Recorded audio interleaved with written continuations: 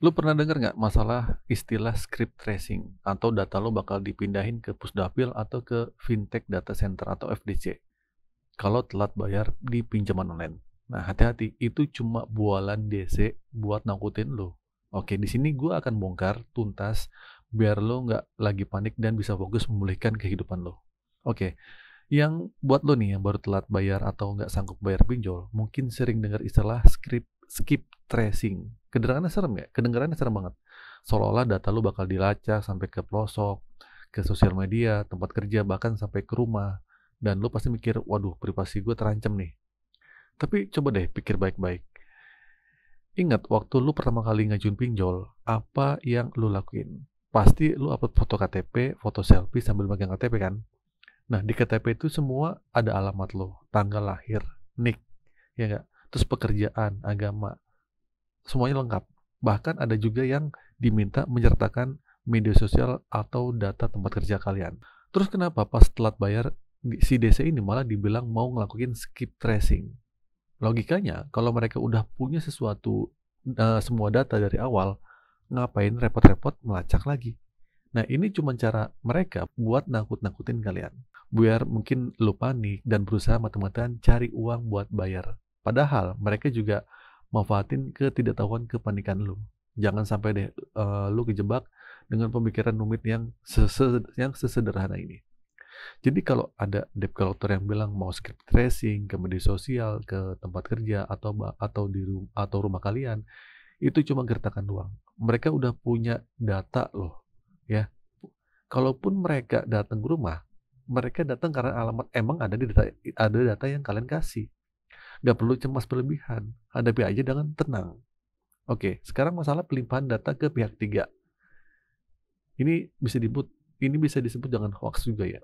Selain script tracing atau debt collector juga sering bilang kalau data lu tuh akan dialihkan atau dilimpahkan ke pihak ketiga atau bahkan ke pusat data fintech lending atau pusdapil, yang sekarang disebut dengan Fintech Data Center atau FDC. Nah, seolah-olah data lu tuh bakal tersebar luas dan lu bakal masuk daftar hitam seumur hidup. Nah, padahal ini juga cuma omong kosong belaka. Faktanya, kalau lu dialihin ke pihak ketiga, mana mungkin si DC itu yang sama terus-terusan nagih lu lewat WA atau telepon. Logikanya, kalau lu tetap ada di tangan mereka, mereka cuma pingin memperhalus versi penagihan mereka. Ya, pingin mempertegas aja biar lu makin ketakutan aja. Nah, sekarang kita bahas masalah pusdapil atau FDC. Apa itu pusdapil dan FDC? FDC adalah fintech data center dan pusat data fintech lending atau pusdapil. Ada dua istilah yang seringkali merujuk pada hal yang sama. Keduanya adalah pusat data yang dikelola oleh Asosiasi Fintech Pendanaan Bersama Indonesia atau FPI. Nah, tujuannya mulia, nyimpen, ngelola data, mengelola data peminjam dari berbagai perusahaan fintech lending yang terdaftar dan berizin di otoritas OJK.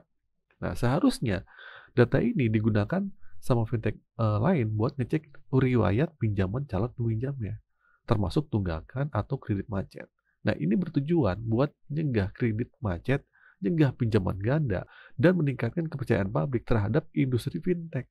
Jadi kalau ada orang yang udah punya pinjaman di berbagai tempat, seharusnya fintech itu bisa dan nggak ngasih pinjaman kalau dirasa beresiko. Tapi kenyataannya gimana? Apakah Pusdapil dan FDC ini benar-benar berfungsi maksimal? Kalau gue rasa sih enggak. Kalau Pusdapil atau FDC berfungsi dengan baik, nggak mungkin ada masyarakat yang punya pinjaman lebih dari 3 pinjol.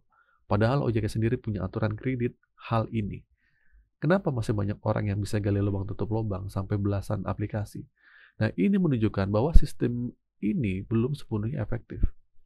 Jadi kalau ada debt collector yang ngancam data lu bakal dimasukin ke FDC, Pusdapil, dan lu nggak bakal bisa pinjam lagi dimanapun, nggak usah panik, men. Anggap aja itu cuma gertakan aja. Emang betul kalau lu masuk ke sana, akses ke pinjol legal tuh akan terbatas, bahkan nggak bisa lagi pinjam lagi. Tapi itu bukan akhir dari segalanya. Lu masih punya kesempatan untuk ngebenerin kondisi keuangan kalian atau memulihkan hidup lu juga gitu. Oke, ingat ya, Tujuan utama si DC ini cuma satu, nagih elu. Di luar itu, omongan mereka tentang skip tracing, pelimpahan data, pusdapil lah, atau gimana pun yang nakut-nakutin hanyalah alat buat manipulasi pikiran lo. Mereka pengen lo panik, ketakutan, dan akhirnya cari cara apapun buat ngelunasin utang kalian. Bahkan kalau itu berarti gali lubang tutup lubang, si DC pun nggak mikirin itu. Kalau lu terus-terusan takut, cemas, dan mikir rumit, lu nggak akan bisa maju. Berapa banyak orang dari lu udah jual aset, gali lubang tutup lubang, berkali-kali. Cuma ketakutan yang nggak beralasan ini. Nah, jadi gini, kendali pikiran lu tuh penting. Ketika lu dengar ancaman-ancaman kayak gitu, cukup dengerin aja. Dan biarin aja. Nggak perlu disimpan di dalam pikiran. Dan akhirnya nimbulin rasa takut dan ganggu proses pemulihan hidup lu. Intinya adalah jangan mudah panik dengan ancaman dari debt collector. Pertama, skip tracing. Itu cuma akal-akalan. Mereka udah punya data lu sejak awal. Kedua, pelimpahan data ke pihak ketiga. Itu juga bualan. Data lu tetap ada di tangan mereka. Ketiga, pusdapil atau FDC. Memang ada, tapi efektivitasnya belum maksimal. Jangan sampai lu dikendalikan rasa takut karena ancaman masuk data ke sana. Jadi intinya fokus pada solusi, bukan masalah yang diciptain sama-sama ancaman kosong. Kenali sumber masalahnya, ya. Itu dari WA, dari telepon, dari email. Atasi sumber masalah tersebut biar lu bisa kembali ngejalanin hidup lu dengan normal. Semoga penjelasan ini bermanfaat dan lu bisa lebih tenang, gak mudah terpengaruh lagi. Kalau lu ngerasa terbantu dengan informasi ini, jangan lupa like dan share dan subscribe ya. Akhir kata dari saya, Assalamualaikum warahmatullahi wabarakatuh.